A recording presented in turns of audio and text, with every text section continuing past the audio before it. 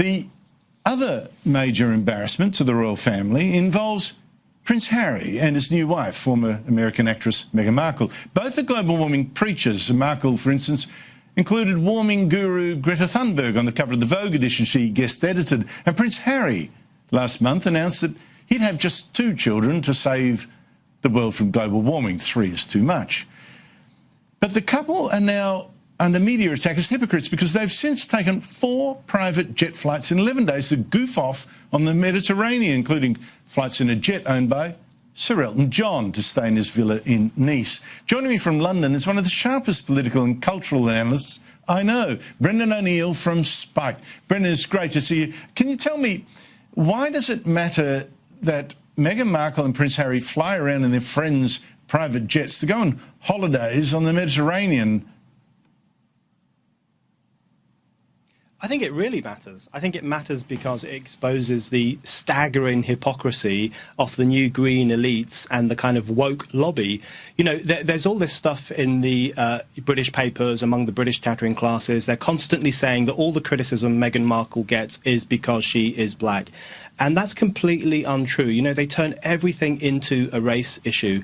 The truth is that Meghan Markle and Harry are getting a lot of criticism because at the moment they epitomise, they typify that kind of elitist, posh, rich, woke person who thinks nothing of lecturing the masses about how they should be behaving while behaving very differently themselves. So, as you say, they were spouting from, you know, the pulpit of Vogue magazine just a couple of weeks ago about how we all need to save the planet. Now they've taken 4 private jet journeys over the past week to swanky holiday resorts. You know, these people are hypocrites, and people are tired of being lectured to by supposedly woke elitists. Well, on that hypocrisy front, I mean, it's odd that Markle admires Greta Thunberg, who at this very moment is sailing to the United States rather than fly because she says, you know, global warming gases. And yet Markle herself at the very moment is taking private jets for her holidays. I mean, the hypocrisy is just so in your face. It's so in your face. And, you know, the funny thing, of course, is that there are now reports that Greta Thunberg's trip to the US is not as green as she would like us to believe, because apparently the owners of the boat are going to have to fly out 5 or 6 people in order to sail the boat back to Europe. And, you know, I saw a report that's been, you know, in the European press about how Greta Thunberg's journey, if she had just flown by plane, it would have actually saved more carbon than if she'd gone in this boat that has to be followed up by all these crew people on aeroplanes.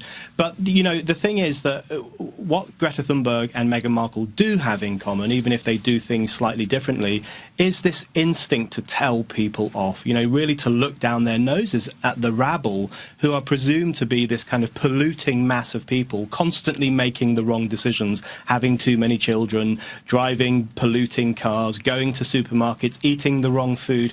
I think what we're seeing is the emergence of a kind of neo-aristocracy, a green neo-aristocracy that thinks nothing of lecturing the public, and the public has had a gutful of it.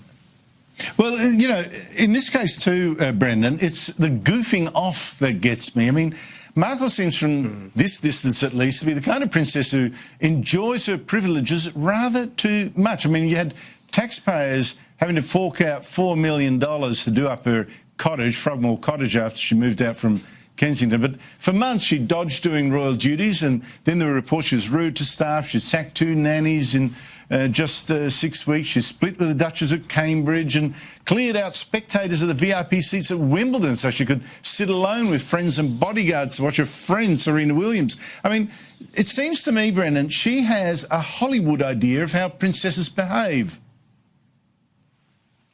Yeah, this is one of the great ironies of the Meghan Markle phenomenon, is that she is a bigger snob than other members of the royal family, even though they've been royals for, you know, centuries, and she's this relative newcomer. She does behave in a very snobbish way, and the reports about how she treats people, or the amount of money she spends, or the kind of jewels and expensive gowns that she's always dripping in, it is starting to irritate people. It's starting to rub people up the wrong way. And this is one of the great ironies of the Meghan Markle situation. She presents herself as very PC. She's the first, supposedly the first woke princess. She is very in touch with feminism and environmentalism and identity politics and so on.